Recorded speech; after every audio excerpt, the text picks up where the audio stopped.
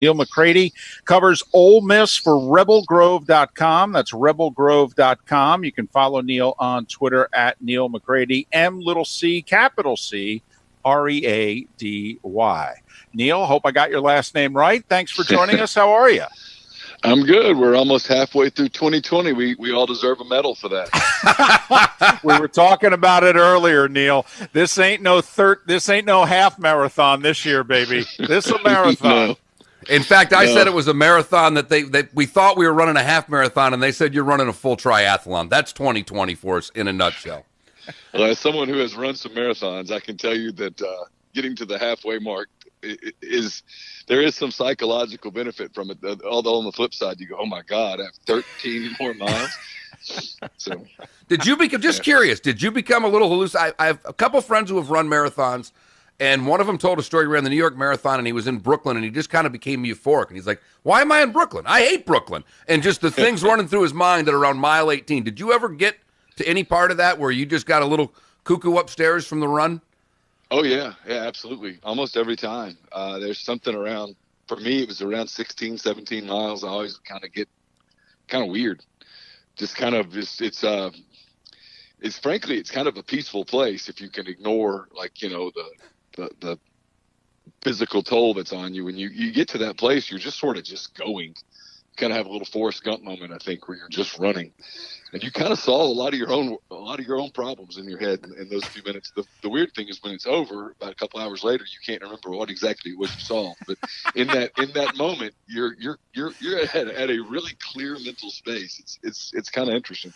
It's funny. So what are you thinking?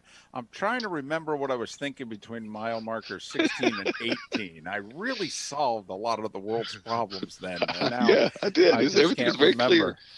Well, the state of Mississippi cleared up what had become a problem for them. And Neal, obviously we're from afar. So what we're curious about is that this was something that, my understanding is neither of the big two Mississippi schools had flown the state flag for the last 5 years. This was something that they had pounded the table about 5 years ago, but the vote didn't go their way. So did this all come about because of Greg Sankey and the SEC? If he had kept his mouth shut, do you think this happens, or did you think that this was coming 3 weeks ago? A little bit of all of that, actually. This has been a topic of conversation in this state well beyond college athletics for a long time. So I've been here 12 years, and Mississippi, obviously, you guys know, has a reputation that in many ways it completely earned. And in some ways, it's also one of the friendliest states you'll ever be in. The people here are very kind. They're very nice, all of those things. It's a lot of small towns. Everybody knows each other, et cetera, et cetera. They've had a hard time attracting business here. And the flag, which featured in the top left corner, it's nice to say that in past tense, in the top left corner, it had the Confederate battle emblem, which is the typical Confederate flag, Dukes of Hazzard, all that stuff. It was a detriment. They couldn't attract jobs here. Therefore, there was a real brain drain here.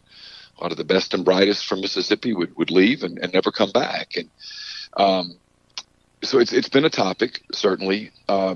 Obviously, like the rest of the country, after the George Floyd killing in Minneapolis and the protest that ensued, it became even more of a topic of conversation. And there's no doubt that Greg Sankey, who I think both Ole Miss and Mississippi State were aware that was coming. I think they were supportive of Sankey's statements.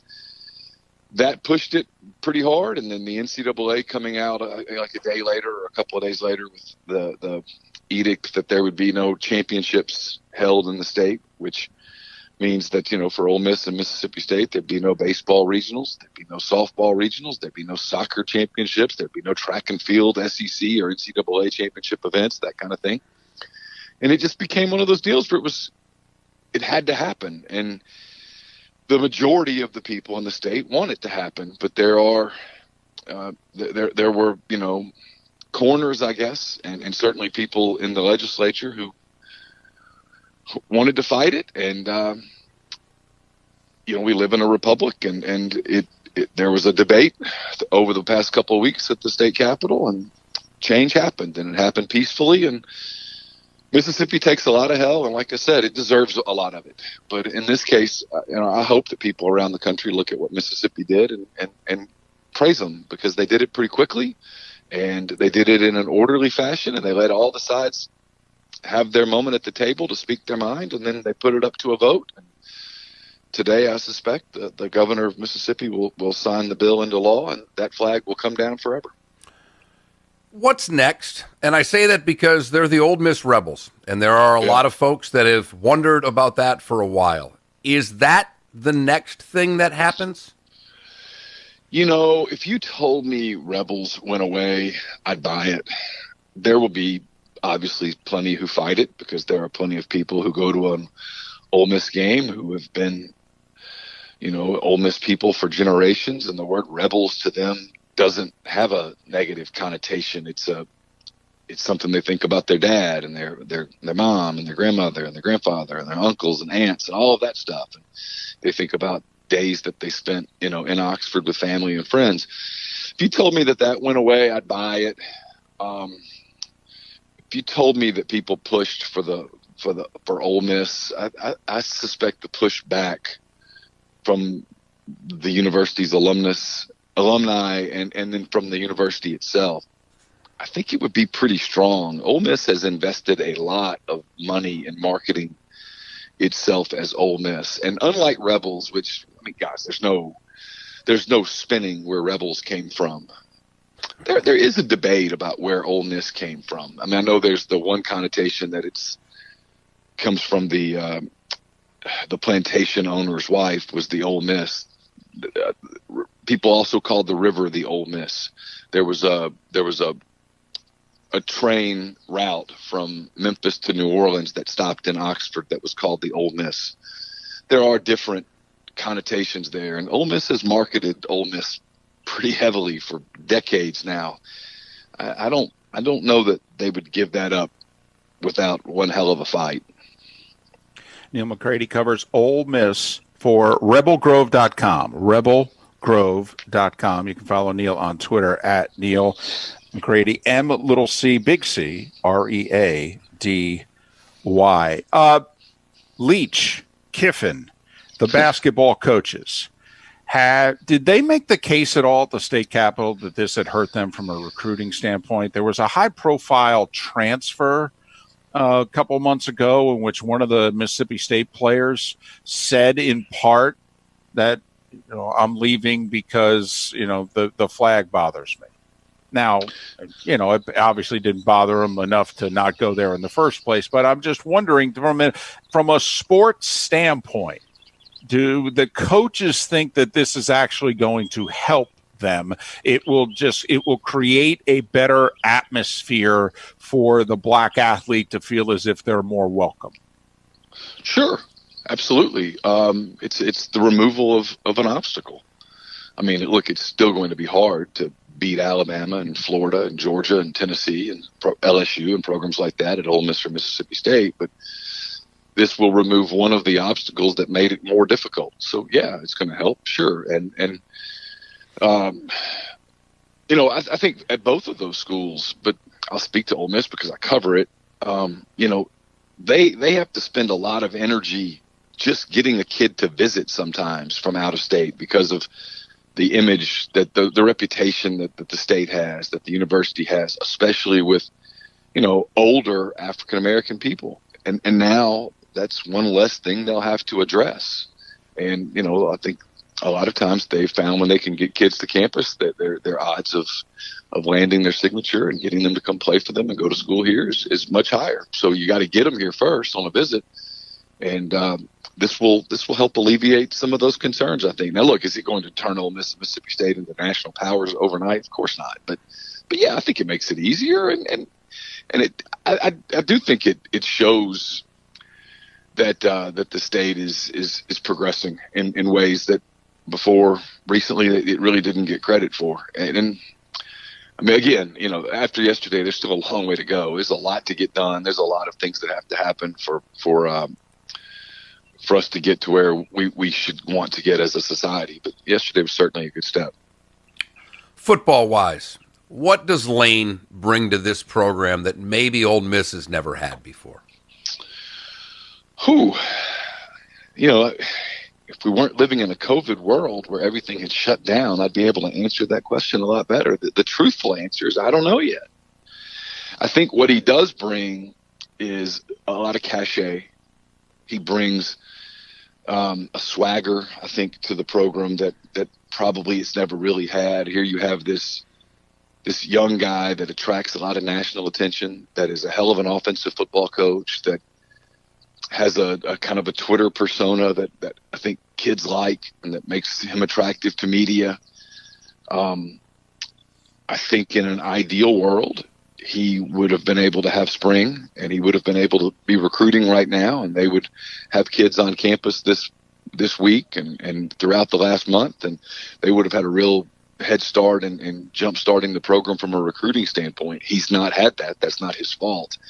COVID shut them down right before spring practices got started, and pretty much his entire tenure at Ole Miss has been a recruiting dead period. So he's been unable to get a lot of those things done. But once this passes, I still think he'll be able to do a lot of those things. It's remarkable how both Ole Miss and Mississippi State, where they have these high profile coaches who spend a lot of time in y'all's neck of the woods, they have these high profile coaches that just have been unable to really establish ties in Oxford or Starkville because of the coronavirus.